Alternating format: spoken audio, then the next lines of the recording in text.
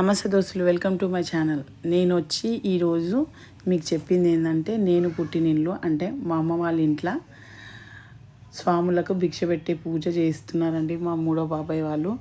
మా నాన్న వాళ్ళు ఎంతమంది అంటే మొత్తం 6 మంది. 6 మందిలో పెద్దనాన్న ఒకడు, తర్వాత మా నాన్న, తర్వాత ఇంకొక బాబాయ్, తర్వాత ఈ బాబాయ్ అనమాట, ఇప్పుడు పూజ చేయించే బాబాయ్. మళ్ళీ ఇంకా చిన్న బాబాయ్, ఇంకొక బాబాయ్ కూడా ఉండు. మా మేనత్తలేమో 6 మంది. మాది పెద్ద ఫ్యామిలీ. మా అత్తలు ముందు వస్తారు, చూపిస్తా. వీడొచ్చి మా కాక పెద్ద కొడుకు, పెద్ద కోడలు, మా చిన్న తమ్ముడు. మా కాకకు 2 ఆడపిల్లలు 3 కొడుకులు. ఇక ఎన్నో రోజుల నుంచి అనుకొని పూజ స్టార్ట్ అనుకున్నారంట. నేను ఒక షార్ట్లో అమ్మవారిని చూపించిన కదండి, ఆ అమ్మవారికి పొద్దున పూజ చేయించినాక లంచ్కి అయ్యప్ప స్వాములకు భిక్ష పెడతామని అనుకున్నాను అనమాట.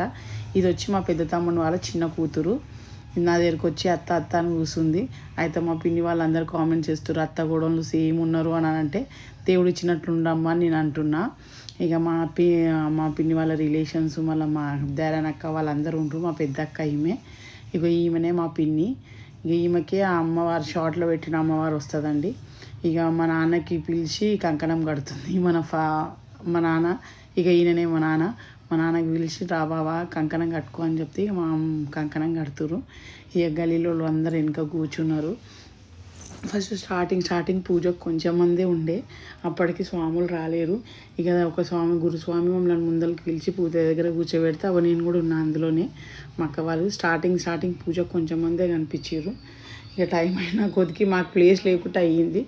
ఇక మెల్లగా అంటే ఇట్లా చేసి 18 మెట్లు పెట్టి ఫస్ట్ ఇక్కడ పూజ చేయించినాక మనం వండిన భోజనాలన్నీ ఎవరికి సమర్పించిన తర్వాత స్వాములకు భిక్ష పెట్టిండ్రండి. మేము మాలైతే ఎవరు వేసుకోలేదు. కాకపోతే ఏంటంటే మా కాక మొక్కుకుండంట స్వాములకు భిక్ష పెడతా అని. ఇక అట్లని పెట్టిండ్రు.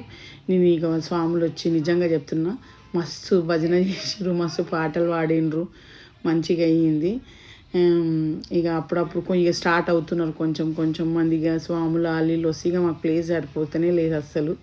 ఇక గురుస్వాముల దగ్గరుండి ఇక అన్ని పూజలు చేపిస్తారు. ఇక మేము దగ్గరుండి అవన్నీ ఇంటనే ఉన్నాము. ఇక మా పెద్దక్క, ఇక మా పిన్ని వాళ్ళు అందరూ మా పక్కనే కూర్చోరు. ఇక మా నాన్న, నేను వీడియో తీస్తున్నాను, మా నాన్న కూడా వీడియో తీస్తున్నాడు. ఇక ఇంకా ఏమైందంటే మా అమ్మ లేదన్న లోటు అయితే మాకు ఉండే అండి. ఎందుకంటే మా పిన్ని వాళ్ళు, మా బాబాయ్ వాళ్ళు అందరూ ఉండే, మా అమ్మ లేకుండే. ఇక బాధ అనిపించింది కొద్దిసేపు. ఇక మా పిన్ని ఊకోండే, ఎందుకు ఏడుస్తారు అది ఇది అని అన్నది. మా నిజంగా చెప్తున్నా, మా తమ్ముళ్ళు అయితే మాకు దేవుడు మాకు ఇవ్వలేడు. మా నాన్న కొడుకులని ఇవ్వలేరు, కానీ మాకు మా నాన్నకు కానీ అన్నీ వీలే చేసుకుంటారండి. మేమైతే పెళ్ళిళ్ళు 5 మంది ఎవరి ఇళ్ళల్లో వాళ్ళు ఉన్నాం, కానీ మా కాక పిల్లలు అందరూ ఒక్కరని చెప్పలేను, కానీ అందరూ మా నాన్నని చాలా బాగా చూస్తాడు. ఇక బ్లాక్ కుర్తా వేసుకొచ్చుకున్నాడు చూడు, ఆయననే మా మూడో బాబాయ్. నిజంగా చెప్తున్నా, వాళ్ళ పిల్లల్ని ఇట్లా చూస్తాడు, మమ్మల్ని కూడా అట్లనే చూస్తాడు. అట్లా అని చెప్పి ఇక మా మమ్మీ లేనందుకు మా నాన్నను కూడా ఏ టైంలో వదిలేరండి, మంచిగా చూసుకుంటారు. అంటే నేను వీడియో కోసం మంచిగా చూసుకుంటున్నాను అంటలేను, నిజంగా చెప్తున్నా, మనస్ఫూర్తిగా చెప్తున్నా. నీకు చెప్తుంటేనే నాకు బాధ అనిపిస్తుంది. ఆ రోజు కొంచెం ఏడ్చినాం, నేను నిజంగా చెప్తున్నా, మా అమ్మ లేదని. ఏమో అట్లా అనిపించింది నాకు అంత. కానీ మా బాబాయ్ వాళ్ళు అయితే మాకు ఏది చేసినా చెప్పంది అయితే ఏం చేసుకోరండి. ఏది కానీ మమ్మల్ని నిడిచి, మా నాన్న నిడిచి ఏది చెయ్యరు. మంచిగా అనిపిస్తుంది మాకైతే.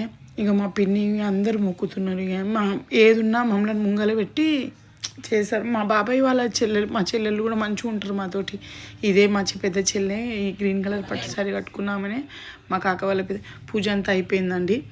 అయిపోయిన తర్వాత ఇక స్వాములకు భిక్ష పెట్టినాం. మా వీడియో కనుక నచ్చినట్టయితే లైక్, షేర్, సబ్స్క్రైబ్ ఇలాగే సపోర్ట్ చేస్తుండండి. నా వీడియో నిజంగా చెప్తున్నా, ఇవి రియల్గా అయినా మీకు చూపిస్తున్నా.